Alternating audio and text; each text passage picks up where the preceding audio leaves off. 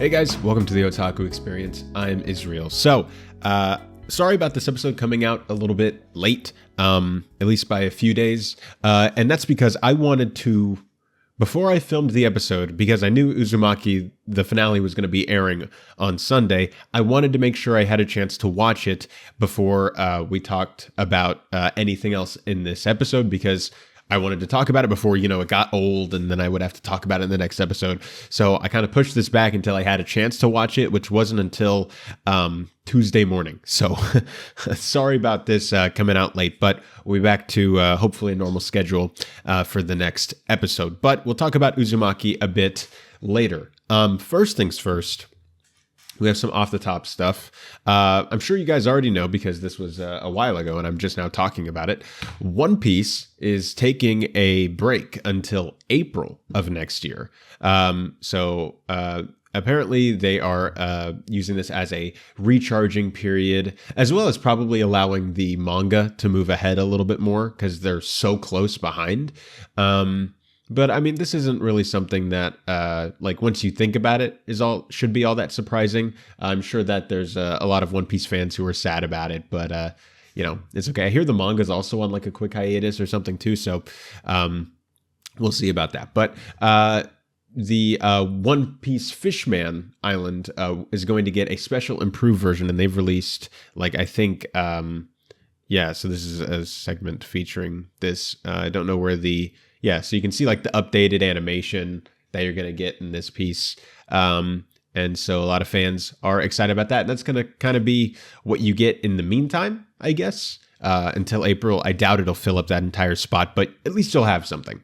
So they are still working on stuff. One Piece will be back, but it's taken, probably like a half a year break at this point. October, November, December, January, 6 months. So, have fun with that.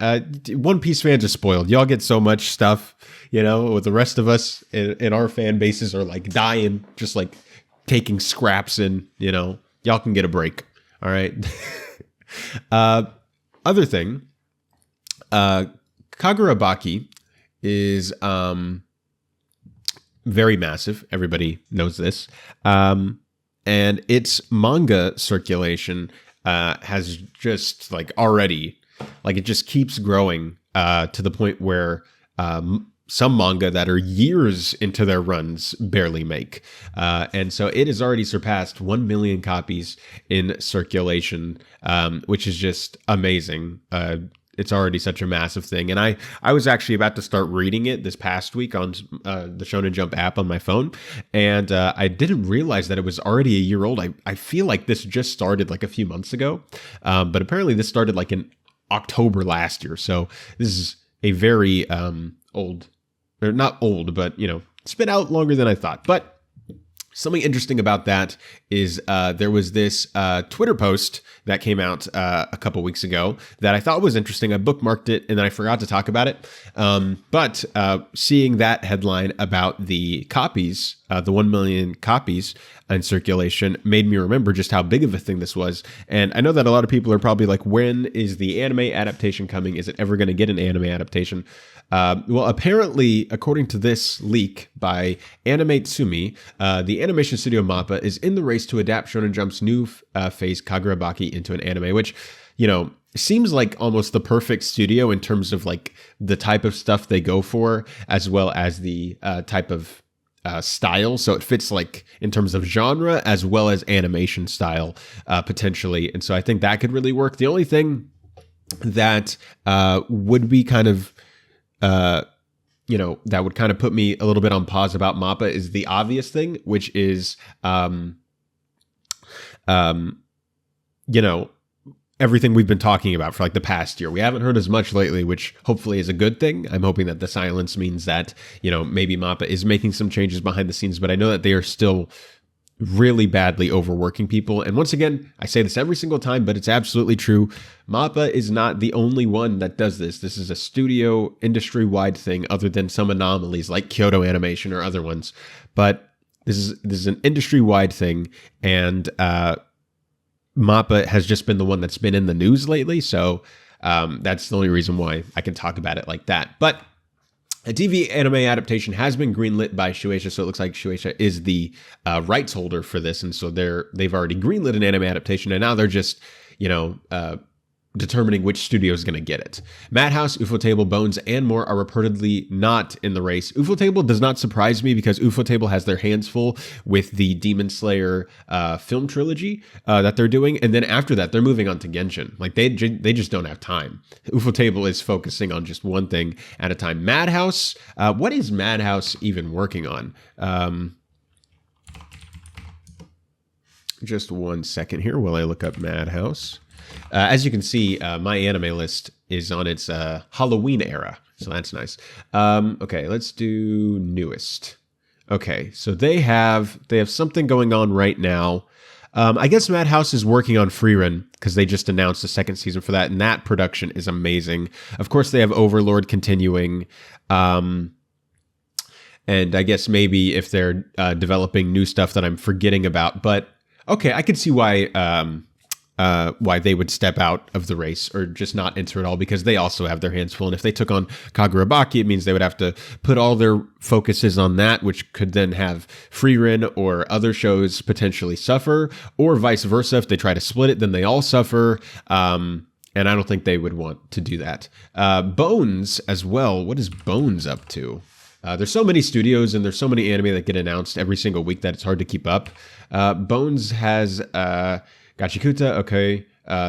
They're still doing My Hero Academia final season, so they want to make sure that that's really well done.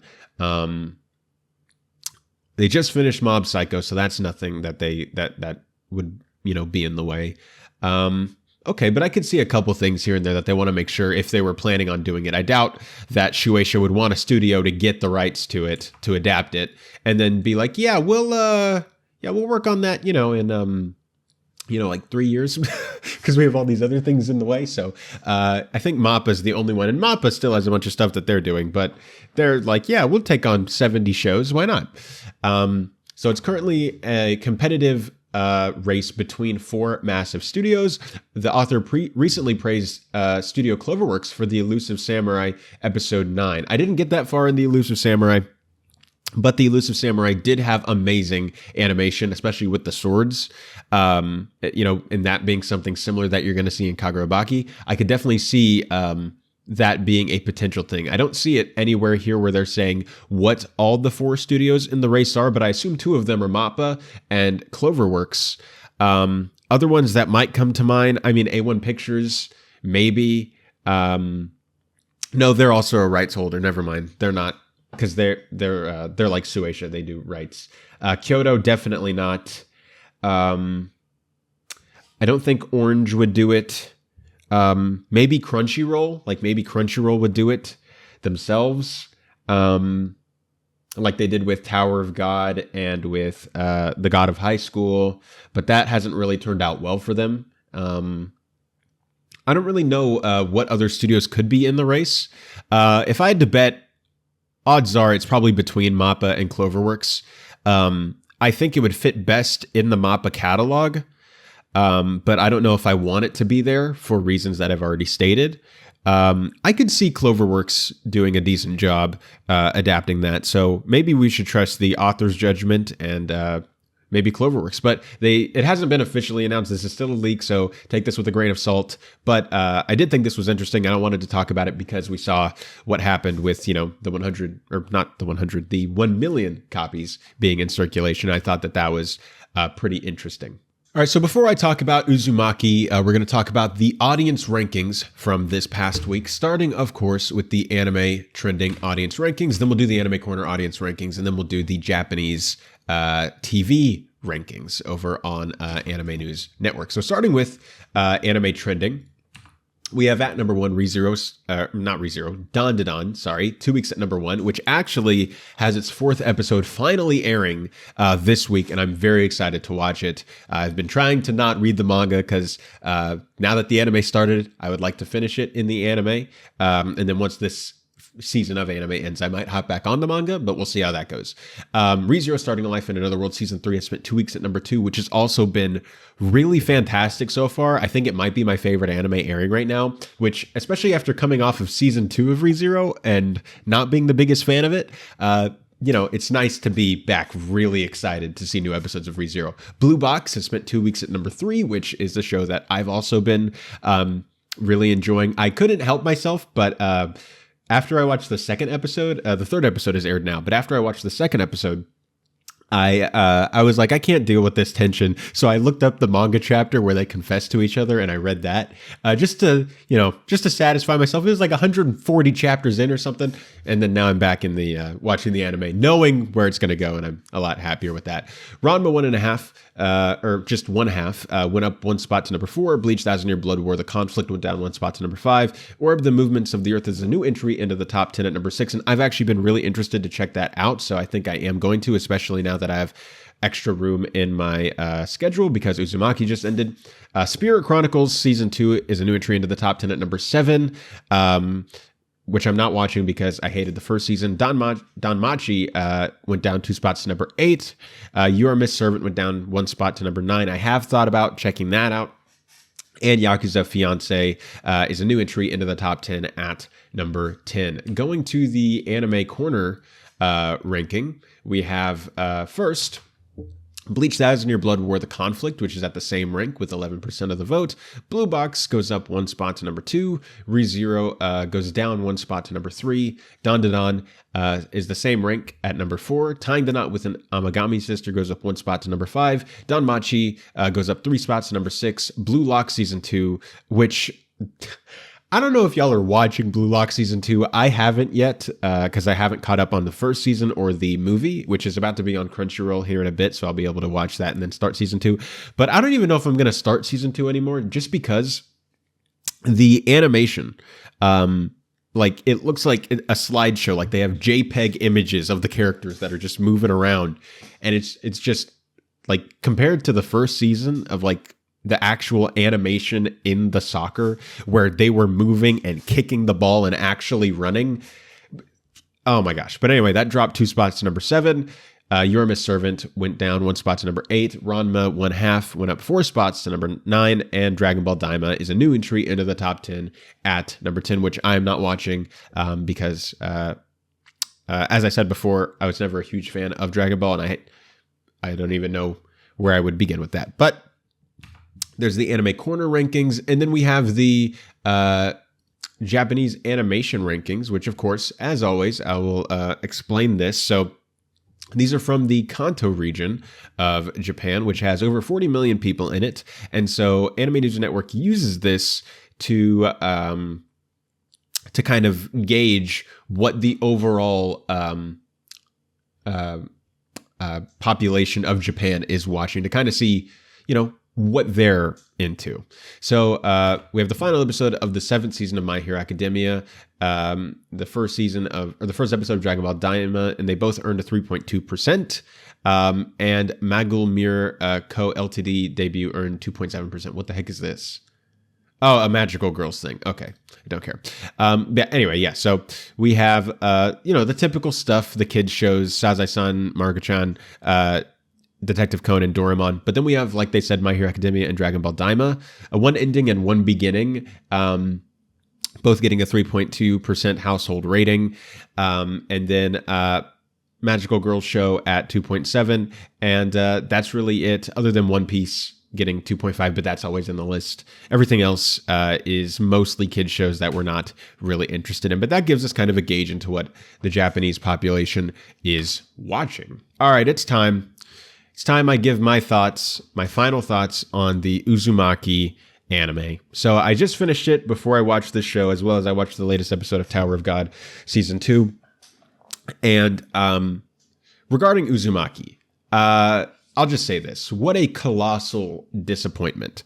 It started so well, just in terms of animation. That's all I'm talking about right now. Just in terms of its production.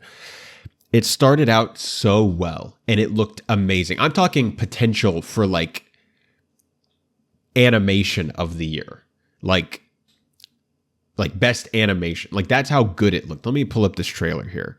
Like, it looked so good in the first episode. And then the rest of the show started.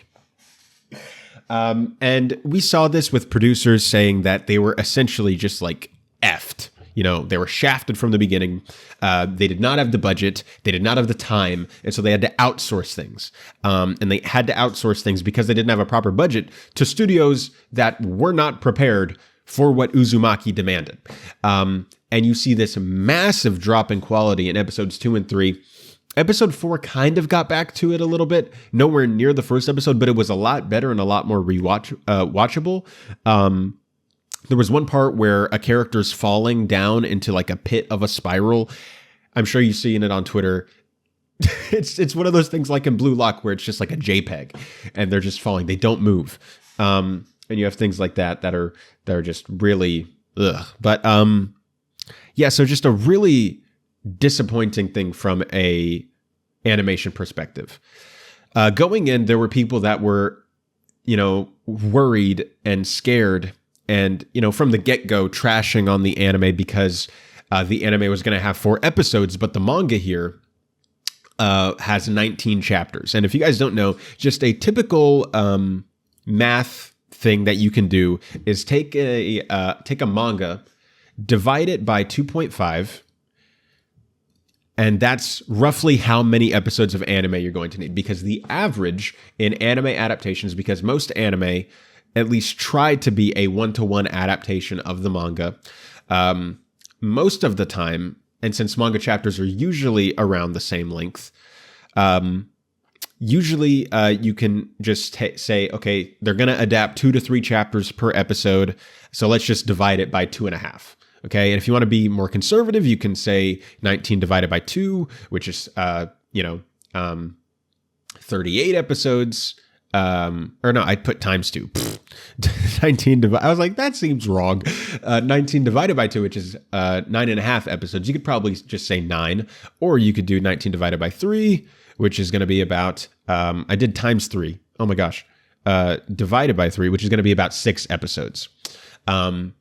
And so, but they, assuming it's somewhere in the middle, you're looking at about 7 or so episodes for a proper 1-to-1 adaptation based on general rules. There's a lot of give and take. Like sometimes anime will adapt like 5 chapters in one episode, and sometimes they'll adapt 1 chapter. Like it just depends on what the chapter is in question and what the pace of the anime is. So, but on average, and so you had people freaking out that it was going to be rushed and it was going to feel rushed. After the first episode, I was like, I don't think it's rushed. I think that it's moving at a pretty decent pace. And I think that, you could make this work in 4 episodes, especially since they weren't beholden to like a typical, because it airs on Adult Swim and not in Japan on TV, it's not beholden to a really strict time slot of like 23 minutes and 44 seconds per episode or something like that.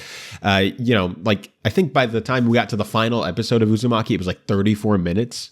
And the first episode was 24 minutes. Like by the time you got from the beginning to the end, the episodes had increased by 10 minutes in length. So I mean, giving, room for that, I was like, hey, you can adapt 19 episodes in 4 chapters and be totally fine. The second episode, I was like, okay, that feels a little rushed. I'm feeling a little like I'm having to I feel like I'm missing pieces. Episode 3, I felt that a little bit more. And by the time episode 4 came around, I was like, whoa, we are rushing. And I have no problem with the fast paced. I have no problem with the slow pace. What I have a problem with is feeling left behind by the story that's being told. Feeling like I don't have enough information to know what's going on, and I just have to kind of piece it together. And there's a difference between having like a purposeful like ambiguity in something where they want the audience to question, and like, no, bro, you just cut out something that needed to be there. And there's a difference. And by the time I got to the 4th episode, like it started and I was like, wait a minute. And just throughout, I was like, I feel like there's a lot more time that could be spent doing this. And knowing how long the manga was, it makes me feel like that time was originally there. But because like that producer had said in that statement of, we don't have the budget, we don't have the time, we don't have the resources, they just couldn't do it. They had to compress it into 4 episodes and write those scripts the way that they were. And so, ultimately, I don't think that this show it's nowhere near what it should have been. It is a massive disappointment.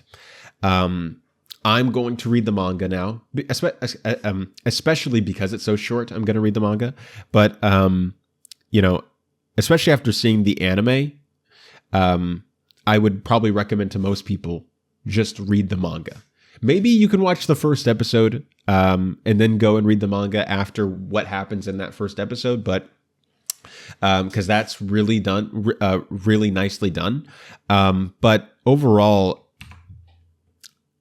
I feel like I can't recommend this. And it's not like it's like a well-made thing that just didn't work for me or something like that. This is like, I don't want to say objectively, but like the closest thing to just objectively poorly made. And I don't blame anybody except the people in control over it. The people who decided you can't have that budget. You can't have that amount of time that you need.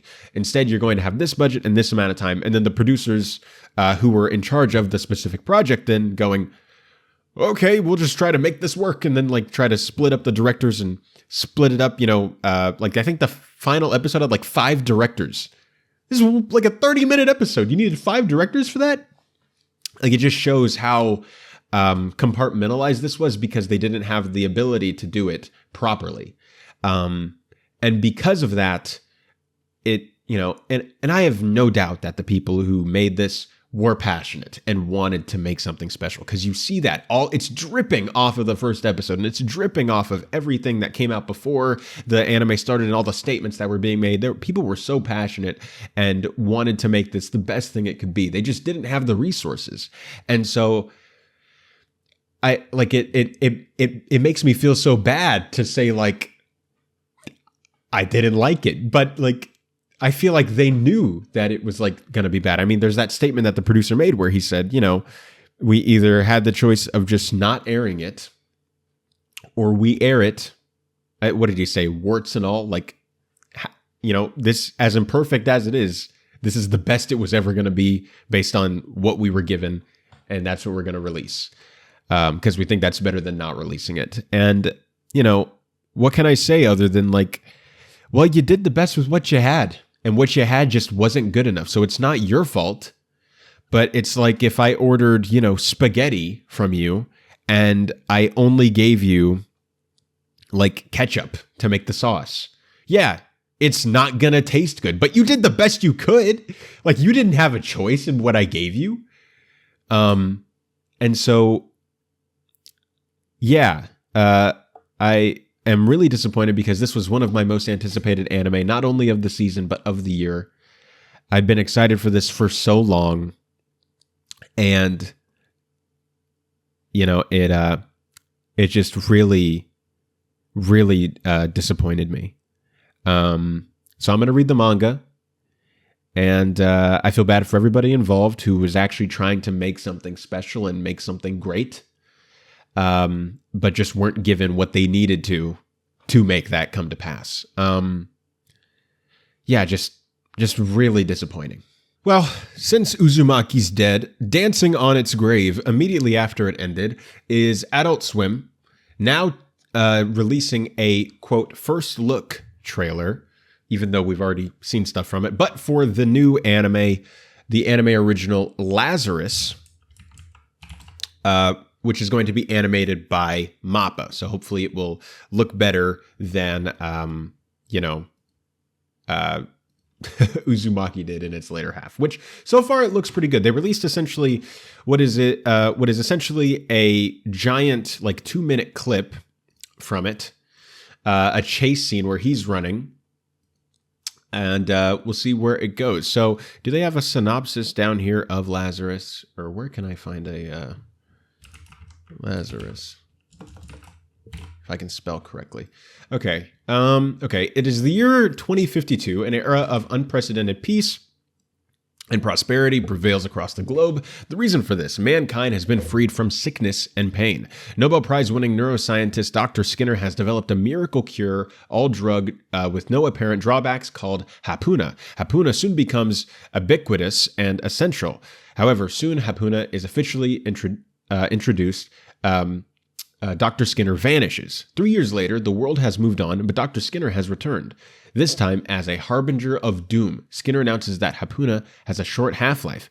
Everyone who has taken it will die approximately 3 years later. Death is coming for this sinful world and coming soon.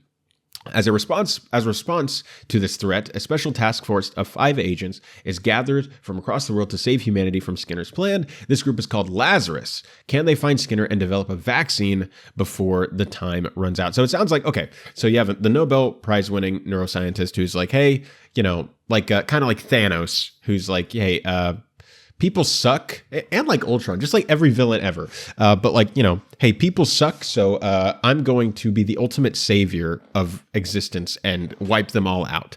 And Lazarus is trying to stop them, following, you know, I guess the lead character's name is Axel here. So anyway, you have this clip where I guess he's running, and because, you know, it sounds like this scientist is like sounds like he's in control of a lot of stuff. Maybe he is in cahoots with the government and has control of authorities because people are chasing him and trying to get him out. Or maybe he's just doing illegal things that causes the police to chase him because, like I said, he's doing illegal things in order to do what's for the greater good. But here's another agent. This girl's name is Elena. And, you know, she is like hearing about this. So I guess she gets in like a little pod and maybe she's talking to him or she's tracking him or something. There's another guy here, but he's running. It's just this giant chase sequence that looks really well done. I mean, it's Studio MAPPA. It doesn't look like some of the best of their work, but it doesn't look bad either. And it definitely looks much better than the last like 3 episodes of Uzumaki. So, excited for this. I'm still excited for this. My expectations are tempered though, especially after seeing how Uzumaki played out. I don't know if the same thing happened with Lazarus, where they didn't get the resources that they need, and MAPPA and Adult Swim just kind of had to be like, ugh. Well, I guess Adult Swim would have been in charge of that, but you know, maybe MAPPA was then like trying to figure out what to do. Unlike Lazarus, we don't know what to expect from this. We just have a synopsis. We have some trailers. We have this first look video. But we don't have like a manga or a light novel or source material to know what to expect. We don't have anybody's previous opinions about the original work because this is the original work. So, which I guess is really exciting on one hand because I've been demanding and hoping for more original anime to be made. And we're finally getting that. But I guess it's like the worst case scenario where like it happened right after something that really disappointed me. And now I'm like, are they going to do the same thing? Because this was announced with like it was almost like a trilogy of stuff. You know, you had Uzumaki, you had Lazarus, and I forget what the other one was. But you had 3 shows that were like announced like almost at the exact same time. And we saw how Uzumaki played out, so that scares me. Let me see if I can find what the other show was. Adult Swim, Anime, Uzumaki, Lazarus. Let's see what comes up. Okay, so it looks like for Lazarus, at least the John Wick creator crafted some of the action sequences for that, but I'm trying to see if there's anything else that I missed. Maybe I just missed it. Like I can't see anything else. So maybe it was just these 2 and I'm just like totally tweaking. But either way, I'm still excited for it because I've been wanting new anime and I do think it sounds good. It's coming from MAPPA and they always make great final anime.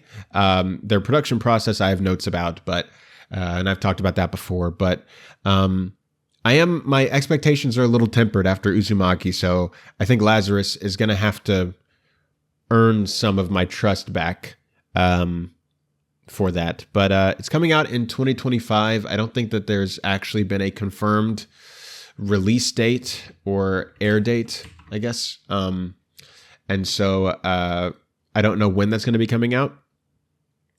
But yeah, I don't even know what season we're thinking about here. So there's that. I'm still interested, but my excitement has greatly diminished after what we saw happened with Uzumaki. But here's hoping for the future, I guess. So as you guys know, I'm a Crunchyroll fan. I try my best to hope for the best and to be optimistic about Crunchyroll because I think Crunchyroll has the ability to be, a really great force for good, I guess, of anime. Wait, this sounds really stupid, but they have the ability to, do something really good for the anime community. But their decisions seem like they kind of don't want to do that, and here's another baffling decision from them. So, looks like they're going to start experimenting with shorter anime for the AI generation or the TikTok generation. So global anime streamer Crunchyroll is exploring the idea of shorter anime projects to suit the preferences of younger generations for short-form content such as that seen on TikTok, according to a new interview. They interviewed Crunchyroll COO and the president about the latest trends concerning the anime industry, where the pair were asked how they believe anime will evolve in the future. Perini replied, most anime are 21 to 24 minutes long. Meanwhile, younger generations are used to watching short 2 to 4 minute videos, one after the other on things like TikTok. We need to think about how to tell anime stories differently than we traditionally have. The anime ecosystem itself needs to continue to evolve. It's not the first time that Crunchyroll signaled its intention to appeal to the younger generation's tendency to watch shorter anime. Speaking again to Nikkei in August, Reba Praga said that the platform was exploring short content like anime music videos, as well as the promotional content through platforms like TikTok. Or Crunchyroll's X, formerly Twitter account, has notably ramped up its posting of scenes from anime episodes before inviting viewers to check out the series on its platform. So, okay, they're going to keep talking about this, but this is stupid. This is so stupid. So basically what it sounds like is like you're still going to be making the anime. Like, okay, so when I'm watching Tower of God, okay, so I'm going to have a minute long clip. Okay, then, see what happens next. Oh, another minute long clip. I do that 20 times. Guess what I just did? I just watched an episode of anime. But I just like it's the same thing. It's just satiating that need of scrolling. I don't think we should be fulfilling that need. We should be trying to change like instead of like trying to be like, hey, what if we just, gave them that? What if like we said instead, instead of watching TikTok, let's try to get them to watch anime because that can build out their attention span. Anime episodes aren't that long to begin with. They're, like they said, 21 to 24 minutes long. It's a really big cultural thing right now. So kids are already watching anime because everybody's watching anime.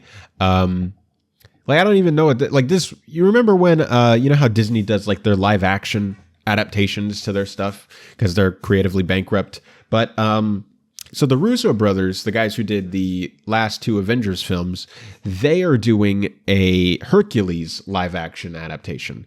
And they said at one point, the younger generation is, their attention spans are different. So, we're going to take a lot of inspiration from TikTok for this movie. And, I wanted to, blast my brains out. But that seems to be the same thing here. It's like, why are you doing this? If you seed ground to this, which is what you're doing, if you seed ground to it, like, I don't know how you expect to win the war in the long run. Let's make this a war analogy. Like, if you're in a fight, if you cede ground to the opposition, which in this case, Crunchyroll is competing with TikTok for the attention of younger audiences, if you're competing with them and then you start ceding ground to TikTok by doing the same thing as them, I don't know how you think you're suddenly going to win the war. Guys, we need to give them we need to give them more space and us less space. So that way, you're saying like, oh, well, what if we just join our, like, maybe this is the old mantra, if you can't beat them, join them. But that's stupid. Like, why? That's stupid. Like, yeah, sure. If you can't beat them, join them. Unless it's stupid, then don't do that. I'm very opposed to, because I've been addicted. I've had TikTok, and I've scrolled for hours on TikTok. I've uninstalled TikTok, and I have to be really careful on things like YouTube or Shorts and even Twitter now, because they all have implemented the same thing, where you can find a video, and then as soon as it ends, it scrolls immediately for you. Except with YouTube. YouTube, you have to move it yourself. But the other ones, it scrolls like almost immediately for you, and you have to like not get like drawn into that attention, into that entertainment, because it'll start changing how your brain works. You'll lose a longer attention span, and you'll become like a zombie trapped in your phone screen.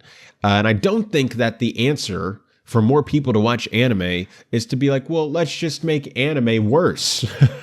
like how is this going to work in the long run? Or you think you're going to build them out to, I say just keep doing what you're doing. Like they already said in this article, they were already doing short content like anime music videos, or promotional content, or maybe scenes from anime.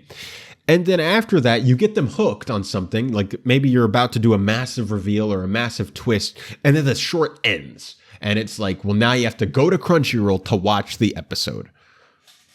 That seems to me like a lot more interesting than just being like, yeah, we'll make an anime series that's formatted to be like this. Could you imagine if they got the rights to something and they're like, yeah, I don't know. What's a really big one? I don't know. Let me go to my anime list and see what a huge manga that hasn't been adapted is. Top manga. Okay. Let's see. Has Vagabond gotten an anime adaptation? No. Okay. Vagabond's getting an anime adaptation, everybody. Aren't y'all excited? All right, great. It's going to be in, 1 minute shorts that are going to be releasing, daily. I think we'll do this every day for, 5 years. Okay, wait, hang on. 327 divided by, let's do the rule that I applied earlier, divided by 2.5. That's 131 episodes of anime. So if I do 131 episodes of anime, divided by, that would be multiplied by 20. Because you have 20 minutes, right? Yeah. Let's say 20 minutes. Let's be nice. All right. So now you need 2,620 1-minute episodes to adapt Vagabond. Okay. Now there's 365 days in a year. So if we divide this by 365, we get 7 years. Like, is this what they're going to do now? Like, how is this? Please tell me, does anyone think this is a good idea? Like maybe something you could do. Here's an idea that I think is better. If you want to do the short attention span, I still think this is completely stupid. But let's say maybe you want to do this, okay? If you're going to do this, if you're going to do shorter stuff for the attention span, maybe literally adapt a chapter. Instead of adapting an entire episode of anime, so instead of adapting 2 or 3 chapters, just adapt 1. All right, now you have 7 minutes or 10 minutes, depending on how long the chapter is that you just released. Okay. That's a lot shorter. And that'll probably end on a note that wants people coming back to see more. I mean, that's how they do it with the manga. Just adapt the chapters. I still think that's stupid, but I mean, there's an idea. It's going to take you a long time to get to the end of it. Or are you just going to, or is Crunchyroll going to do like anime original stuff where they, they adapt, or not adapted because it would be original, but where they're like, okay, we're going to have a 1 hour long series, but we're going to cut it up into 61 minute episodes. And then we're going to release it on TikTok over the course of the next anime season. Like, okay, maybe that's something that they could do. But like, once you start doing that, like you're limiting then the amount of people, because people just be like, oh, well, I just watch anime this way. They'll never actually watch anime as it's intended to be watched if like there's now watching this new show that's only on TikTok 1 episode at a time that's like 1 minute. Like that's not gonna do anything. Anyway, I'm ranting about this. This is stupid. Crunchyroll, I want to root for you because you're in the position to do something so cool, but you just keep choosing to not do the thing. Stuff like this makes me want to like delete my Crunchyroll membership. But then what am I going to use? I have the ability to not torrent, so I prefer not to do that. I'd prefer to pay for it legally. But man, Crunchyroll really makes me not want to. So this might be something that's a little more boring for a lot of you, and if that's the case, you can just skip it. But I do think that this is interesting because this could have decent ramifications for the anime industry. So Toho, which has done a lot of stuff like they've been producers of these shows. They're mainly a producer. I don't think they're. I mean, they have. They do. I guess they have an animation branch, but they're still a producer. Like, I don't think they actually make stuff. Like they're the producer who like gets the rights to things and then gives it to the studios to make. But anyway, so there's that. So Toho, now who we know what we're talking about, they have made some moves. So first things first, they have full on acquired GKIDS. GKIDS, if you don't know, let's reopen my anime list. I shouldn't have left it closed, but my anime list, and let's do GKIDS. GKIDS has been the distributor for the North American audience and other countries as well, for a lot of the Ghibli films, for things like Weathering with You. They just did Suzume. They did Belle. Like I said, a lot of the Ghibli films, a lot of Shinkai stuff. Essentially, if an anime film comes out in theaters in the US, you can bet it was probably GKIDS that did that. I think they even just did Look Back. I'm pretty sure they were the licensor for this. Yeah, GKIDS. So, I mean, they're the ones that do that. And so you have Toho, which is a massive producer, now acquiring GKIDS. Now, they didn't disclose the amount that they bought it for, but anyway, Toho is acquiring GKIDS for an undisclosed amount, as announced earlier today. GKIDS will become a wholly owned subsidiary of Los Angeles-based Toho International, but with the same leadership. Eric Beckman will remain CEO, and Dave Gested, I hope I pronounced that right, will remain as the president of the company. Beckman has founded GKIDS in 2008, and the two have operated the company together since 2009. So you're probably not going to see anything major change. They're probably going to leave everything internal. Like, they bought it because they liked how it was being run. They bought it because they saw the potential that the partnership, or I guess them owning it, could have. But I mean, GKIDS is run amazingly well. So I don't really see why they would change anything. It looks like they're not going to. So this is the official statement that came out. Toho's acquisition of GKIDS serves to further accelerate its Toho Vision 2032 Toho Management Corporate Strategy, which sets the company's plans for growth and expansion outside of Japan and aims to connect its Japanese and international productions, creators, and studios more directly and widely with creators and fans overseas. Toho also recently acquired studio Science Saru. Toho and GKIDS have worked together for many, many years, such as hits like Weathering with You, Premiere, Blue Giant, and most recently The Colors Within, which I'm very excited for when that comes out in January for people in the States like me. GKIDS founders confirmed that GKIDS will continue to operate as it always has. So, hello? Did my video just crash? All right, we're back. That was weird. My video crashed there, at least on my end. I don't know if it crashed in the actual thing, but anyway. So like I was saying, you're going to see with GKIDS essentially nothing change,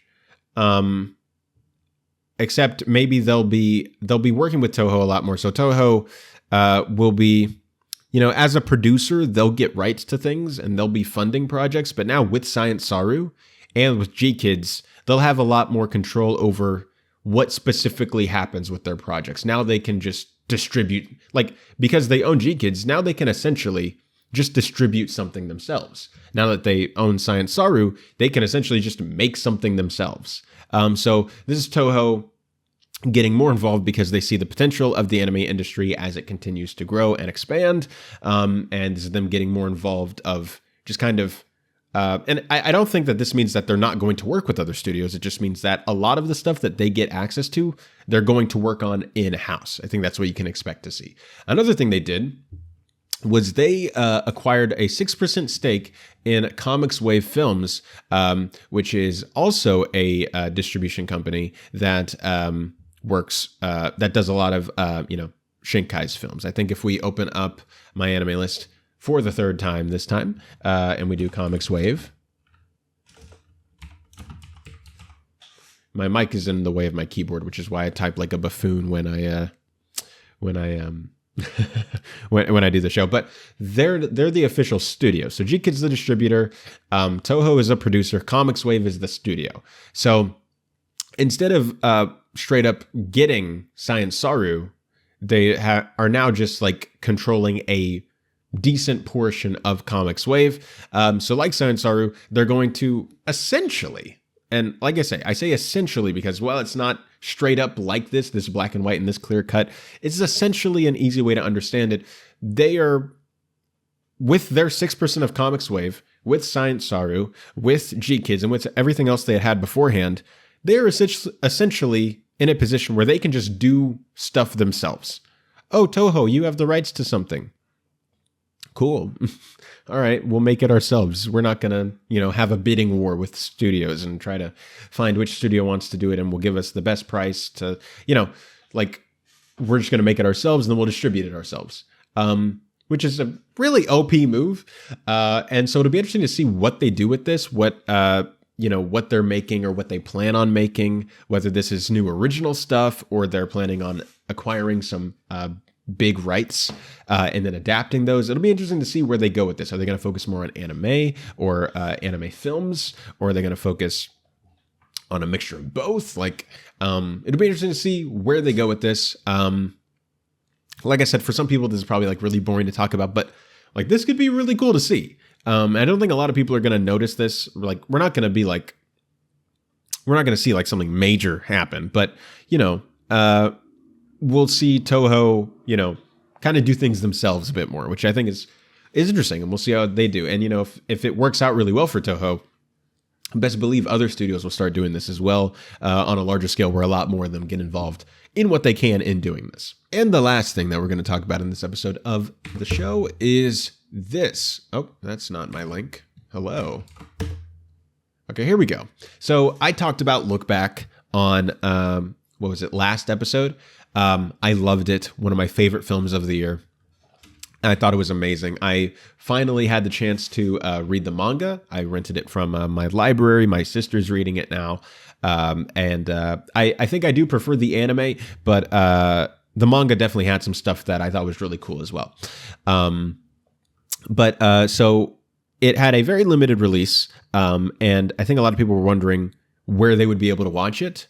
Because it's limited release, maybe they didn't have the time to see it when it did, or maybe it just never got released around them. It almost didn't get released in North America in theaters because of, theatrical rules in America. It needs to be over, I think, 70 minutes in order for it to be released in theaters. And so they listened to me, they listened to the Otaku Experience and added an interview at the end, like I said to do. And they did that. But it is getting a digital release on November 7th, and it is going to Amazon Prime Video. So they just say that Amazon Prime Video, which is just the name of the app, is getting it on November 7th. I don't know if it's actually going to be on Prime, where if you have a Prime account that it's free to you, or if you actually just have to still pay for it, whether you buy it or you rent it. They didn't say anything about that, but I guess we'll see. Either way, if you haven't seen Look Back, I really recommend it. Whether you can read the manga or watch the movie or both, I think both is good. It's like that Road to El Dorado meme, but both is good. Really, really good, especially if you're an artist and a creator. Like, look at that, and then do some research on Tatsuki Fujimoto, and then like rewatch it or reread it. And I'm telling you, it'll hit you. It hit me really well, and I'm excited to rewatch this whenever I can, whenever it goes to Amazon. But I just thought that was cool, and I'm only talking about it because I know that a lot of people probably didn't get a chance to see it for whatever reason, and so it's going there on November 7th. But anyway, that's going to do it for this episode. As always, all my social media is in the description, so you can check me out there. If you want to listen to the show rather than watch it, you can listen to the podcast on Spotify. There's also video there in case you want to see something that I'm talking about. You can just open your Spotify app and see what I'm talking about. Yeah, I will see you all next time. Take care.